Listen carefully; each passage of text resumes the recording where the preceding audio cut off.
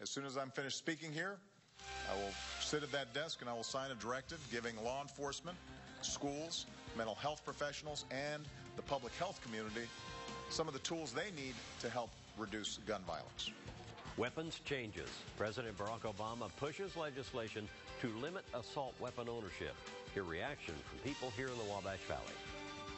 President Obama addresses stricter gun control. I'm News 10's Gina Glaros, who spoke to law enforcement on what this means to you. It's been a quiet week weather-wise this week, but what about the weekend and next week? I'll have the answer coming up. Leading the way. This is the Wabash Valley's most watched newscast with Mark Allen, Patrice Dayton, Chief Meteorologist David Weiner, and Rick Semler, Sports. This is News 10. If there's even one thing we can do to reduce this violence, if there's even one life that can be saved, then we've got an obligation to try. And I'm going to do my part. Remember these images? It hasn't been that long ago. Tragedy struck Terre Haute in July 2011. Terre Haute police entered a home near Union Hospital to serve a search warrant. That's when Sean Seeley shot and killed police officer Brent Long. The incident sparked a local debate about gun violence and control. And eventually, prosecutors arrested and charged everyone who touched the gun that took Long's life. Brent Long's death is a specific example of gun violence here in the Wabash Valley. Today, President Barack Obama announced his plan for federal gun legislation. This after the Sandy Hook Elementary School massacre. The president signed 23 executive orders at the White House today. He also asked Congress to pass legislation on several weapons issues. Those include universal background checks for anyone wanting to buy a gun, restrict weapon magazines to 10 bullets, enforce stricter regulations against dealers who sell guns to people who cannot have them, and restore an expired assault weapons ban. And now the conversation starts. News 10's Rondrell Moore sat down with students on Indiana State University's campus while the president made the announcement. He begins our News 10 team coverage tonight. He has more on our top story. Rondrell? Mark, Patrice, it's a topic that's been dominating conversation across the nation. And at just before noon Eastern today in the Valley, it was no different. I got a chance to speak with some folks on both sides of the aisle. Take a look. An Indiana State student watches with intensity. No, it's not a sport, but he's as animated as any sports fan would be. Ayrton Engel is watching the president detail his plan. You see, he's the president of the Students for Concealed Carry organization. He doesn't speak on the national group's behalf, but you can bet he has his own reaction, especially when it comes to a potential ban on automatic weapons. By going after them and trying to ban those things, I think that that President Obama and a lot of his constituents are alienating a lot of the people of the United States. Now, he didn't disagree with it all. He's in favor of universal background checks, but he believes overall the president missed the mark. They're not focusing on the person who's committing these acts and who has these problems. But as with all issues this complex, there is another side. These two women have a unique perspective, one that they say makes them extra sympathetic to those in Newtown. I work in an elementary school, so it's scary, because I'm only 20 years old, so, stuff like that's just crazy, and, little kids had to see that. And both elementary school workers. We asked what they felt about the president's remarks. I definitely agree that they should be banned. With everything changing, everything's already changed after the shooting, and things are probably going to change even more, so that's something that we're going to have to adjust to as well. These two and Engel agreed there's no simple solution to all of this. But like others, they feel it's important that the country keeps the discussion going. And the discussion continues. We want to know how you feel about President Obama's announcement. Let us know by using our reported feature or by going to our Facebook page. Now that you've heard reaction from the Wabash Valley, News 10's Gina Glaros talked to law enforcement about what it means for you. She continues our News 10 team coverage tonight from our newsroom. Gina? Rondrell, President Obama proposes the most sweeping gun control plan in more than 4 decades. But what does that mean for you? We talked to someone very familiar with weapons to find out what major differences you may see. If there's even one life that can be saved, then we've got an obligation to try. President Obama set on enforcing stricter guidelines to curb gun violence in Wednesday afternoon's address. This includes a universal background check, restoring the ban on assault weapons, and restricting weapon magazines to 10 bullets. But what will this mean for you?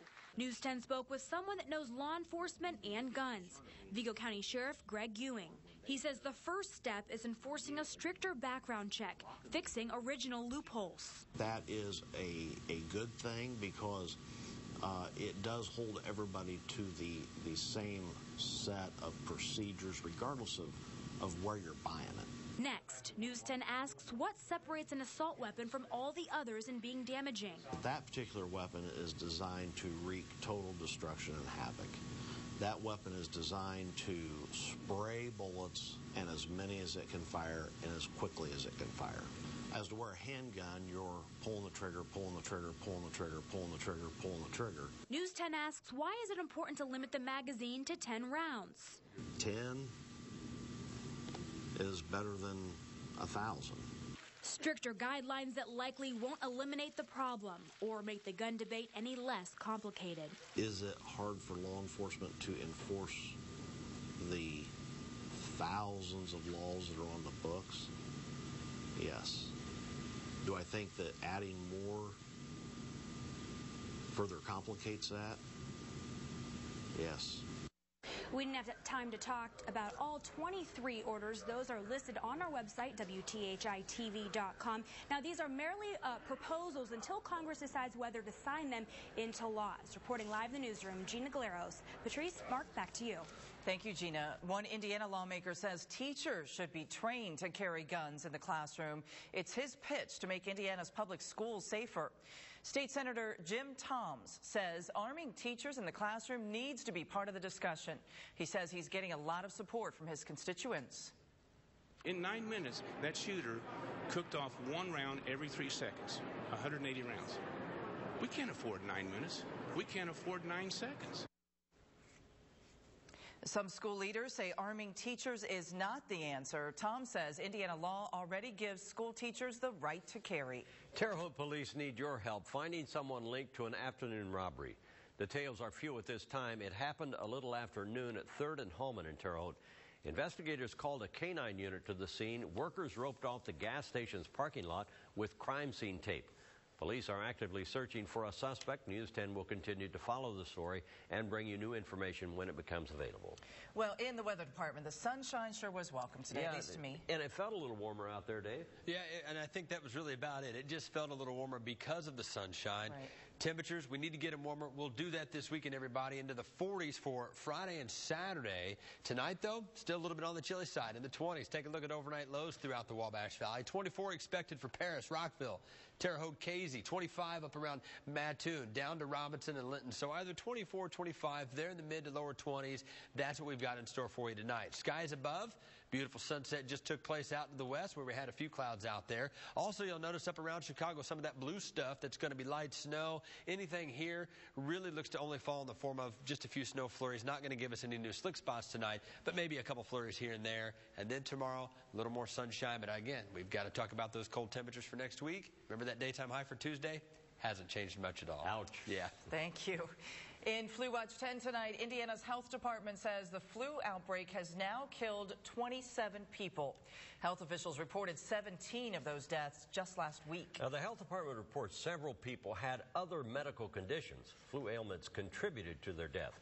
Health officials say 9 of the 27 people who died in Indiana from flu-related cases had received flu vaccine shots. Well, one Terre Haute grocery store is doing its part to beat the flu virus. Baszler's Market uses a cart wash to wash germs off shopping carts.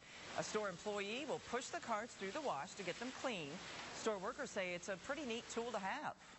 It's basically just like a car wash for carts, and especially during flu season and different times, we will run the carts whenever we bring them from the parking lot through the cart washer. Organizers say the cart wash cleans the dirtiest parts of the cart, including the children's seat. Walmart and other grocery stores have wipes available to customers to disinfect carts. Health officials say this year's flu season has already hit its peak and left many people seriously ill. But we wanted to know, what are the places that spread the most germs and how can you stay healthy? News 10's Joe Ostrowski hit the streets to find out.